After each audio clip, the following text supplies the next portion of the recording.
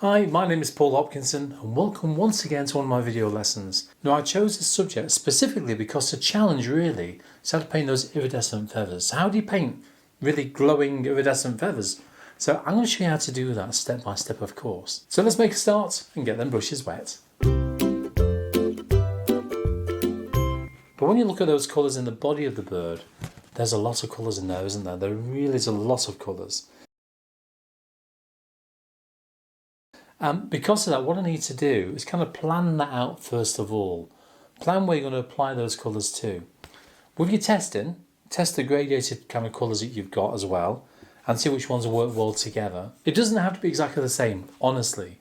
Who's going to be comparing your painting to that reference photograph? Look at the colours I've made out here, look. I've got loads of different colour testing going on here. Try and work out the colours I need for this painting. So this is all about mixing iridescent colours, or colours that's going to stand out against the background. So we also want cerulean blue, which is this one here. And that's going to turn to green, as you can see, a very bright green. So look at your feathers and work out how many feathers down, how many feathers up it goes into. So I'm looking around, that's that greeny one there. Looks like it's this one here, doesn't it, around this area here. So I'm going to add this one in first of all. And I think I'll introduce a little bit more of this as well on the other side of that. So probably around here. Just get that colour in there. Remember, this is the background colour to begin with. So that's that little bit of a wash on there. Look around, see if there's anything else you need to add in. There's not that much, to be honest with you. I mean, what I can do, these are quite green on there. Just a little bit. Because the yellow will help that green stand out. That's why I tend to do it. Could obviously tint the green as well. Because show through that green. Just a few of them. Just a tiny amount in each one. I'm going to water this down. So it's not quite as rich as down there. Probably a touch more in that one there. That will do for that colour for now. Now let's work on this green colour. That's a lovely colour, isn't it? Especially down, which one? This one here and these few on the top here. Then it turns from green to blue as it works its way down the body, doesn't it, from there on. Got the lovely purple below though. I'm going to go for this one here. Lemon yellow, of course. Phthalo green. Mix those two together to get that lovely green colour, as you can see. And for that lovely rich blue we've got, let's go for mixture. Yeah, let's go for a mixture of Purple Lake, which is, I think then, which is that one there. So Purple Lake, again to a milky consistency. And with the Purple Lake, we'll be adding Phthalo Blue. But you want more blue than this lovely kind of warm colour. So you want it slightly more on the cool side. So the first thing we want to do is get the green on the paper. Now I can see lots of green areas.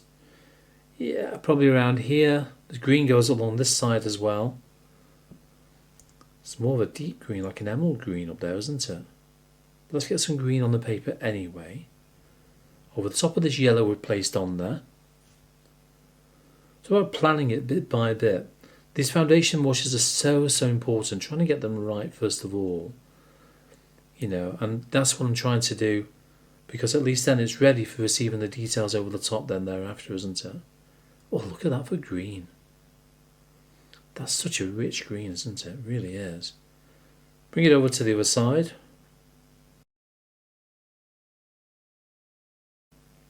But then when you're working on these feathers, you've got to think of colours, but each individual feather. But don't forget, you need to vary those feathers so they're all different, they're all unique. Okay, don't forget that. Now, grab some of your blue, which we've just got on camera. Drop that in as well on one side. So it's slowly changing from one colour to another, isn't it? Just on one side like that.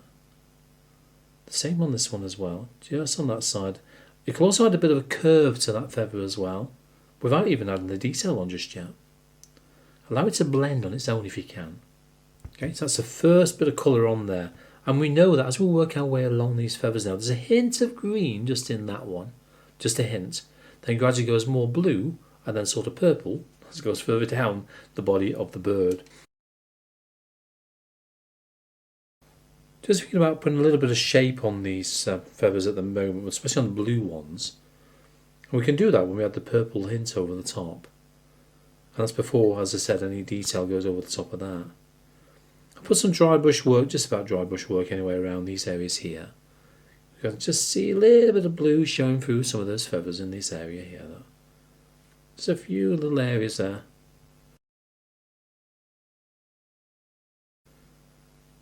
Look at the direction these lines go as well, the feathers go, because each individual one goes slightly different direction, doesn't it? You know, and I can see that quite obvious as you work your way around all these different ones here. Just a hint of this richer blue. Same colour, just made a little bit more. I wanted to introduce a little bit of phthalo blue into this one, didn't I, if you remember? Got the cerulean blue in there, but not the phthalo blue. And for that, I'm going to use my size 00 brush for now. Now this will give that more of a richer green, as you can see here. Look. There you go. And you can play with that. In fact, you can play with a variety of greens, to be honest with you, within this painting. As you work your way through. Just put a little bit of that green in places. Just to change the value. Change those colours a little bit more. And the more colour you add on, the more vibrant that colour will become. So I'm going to introduce this as I work around these basic foundation washes as I go through these feathers. It's amazing how they're changing colour. I mean, this goes from green there, a bit more in that one actually, and then goes into the blue hint over there with just a hint of purple, showing through those little dips that we can see in there.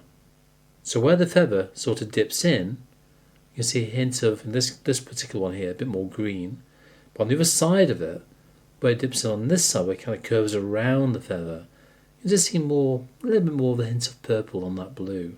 So we need to think about that when we're looking at each individual feather. Okay.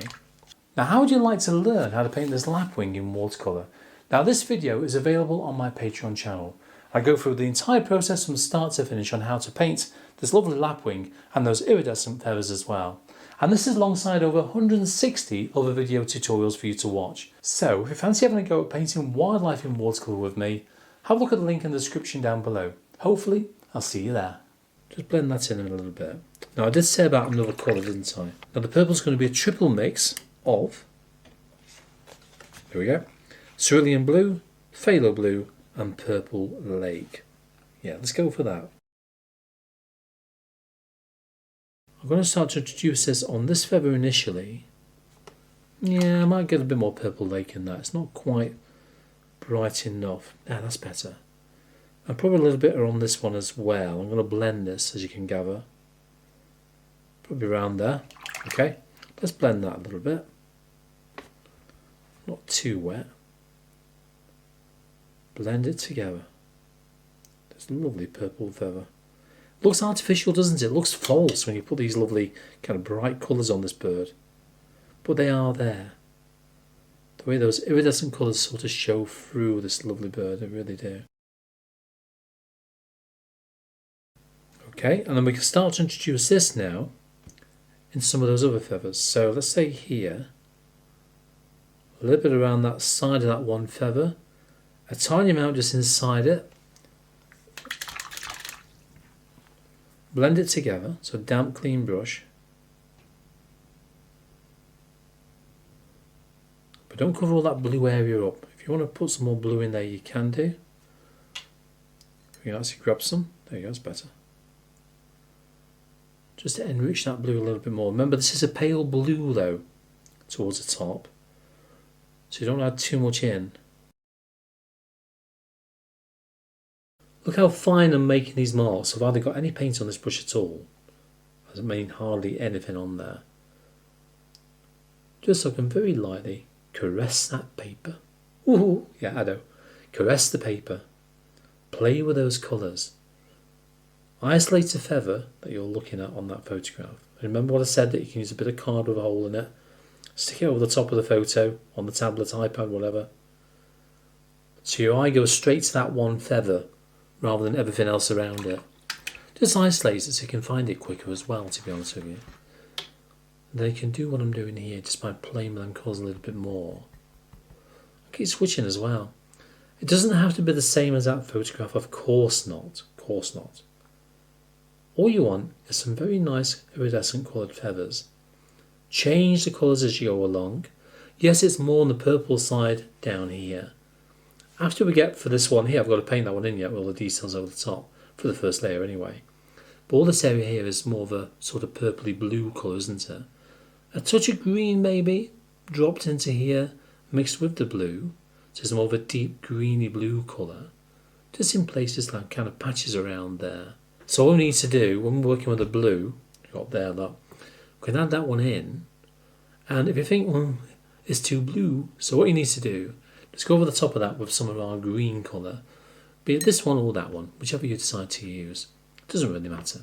And when we've got these mid-tones on, then we can actually go over the top of that again, but in places, not everywhere, with our darkest layer. Now don't forget to click on like and subscribe down below, because at least then when I put another video on here for you to watch, you shouldn't miss it. I'm going to soften these down lightly with my size 6 brush. So a damp clean brush, get some kitchen roll, preferably clean. Drag it through just the once like that, so it's not too wet. And using nearly the side of the brush, so the brush is probably about that low down. Just skim, barely touching the paper, over those details in the direction the lines go. Rinse the brush out, do the same again. Just skim over the top. And now just soften them back, knock them back a touch to receive the final layer of detail over the top of that. A little bit too sharp, I would say. And because of that, I just need to kind of knock them back a tiny amount. And I very often do this with my paintings when I'm working on layers. Right, now we need to start working down the back of the bird. And looking at all of the individual feathers, we need to define these now a little bit more, don't we? We don't want to go too dark, obviously not, but we need to go a little bit darker in places so we can create the sort of shape and form for each feather. Keep varying those colours as well as you do this. So go for your greens if you want to increase the green a little bit more. But remember, we're working on those darker tones now. If you see a little bit more brown in an area, go back to your brown colour. But what I'm doing, I'm looking carefully at not just the colour, but also the length of the lines as well. Making sure they're not too long. And where we got these little marks, I'm going to bring a few little odd lines through those as well. Switch between different consistencies from milky to creamy. And this dark recess here is more of a creamy consistency. And you've got two very dark areas there around this feather. So I'm going to make that to a creamy consistency there as well. That's looking better. Now I know using white paint is not traditional, but I'm not a traditional artist. I paint the way that, well, I want to paint. This is my way of painting. So I hope you enjoy it as well, I really do. Now, if you want to use white paint, I use opaque white, which is a watercolour based one. And you can use, trying to think, white gouache instead if you want to. Same sort of thing, except gouache is more of an opaque nature, which it is. So that will probably work a little bit better in some regards. So it depends on what you've got within your painting kit, I know. As long as it's opaque, that's the main thing. Now I want this really, really creamy. We start to add in those extra highlights. And this is also where we'll make it really stand out. Now when you work towards the back of the bird, slightly brighter, isn't it? Right on the very top there. And just very lightly, just adding these marks in. I'm still going to go over these, the ends of the feathers here, which is that lovely sort of bright colour. But what we're going to do, once this paint's dry, we've done all over the feathers, we'll tint that back down again and add that colour back in again. Because we've got the white kind of base colour underneath, and the end of the feathers will also stand out as well. Look at the patterns, look at the way they go. So you've got curves that way, bit of a curve, then a bit of a bump, and then so on and so on. And they are sort of random as you work the way towards the back of the neck. Then do the same all the way over by going to the ends of the feathers, like this one here for example, just go all the way down here. and paint in some fine, creamy white lines, all ready to receive the paint over the top. Grab some more now. I'm going to use that just to tint over some of these areas, and I use the other colour, that one down there, for those duller sections. And remember, when you're doing this, just go over that white paint once only, otherwise it will start to move and blur. You don't really want that to happen, to be honest. So take your time, just go over the white, not the rest of the bird. So tricky to do, I know. Then work your way down the body, going over those white areas. Just a little bit too rich. It will fade a bit as it dries. Remember, this white paint will kind of bleach it a little bit, so it won't be completely white. If you need to go over it again, wait for it to dry or give it a blast with a hairdryer. Then you can go over it again. But not until that point though. Otherwise it will just basically blur away. See, already that's blended it back, hasn't it? It really has. I might just go over that edge bit there. Now, there's a lot of birds and animals with iridescent colours out there, isn't there? There really is. But I can't think of that many. But can you? Pop a comment down below and let me know what you think I should have a go at painting. I'll be very interested to find out.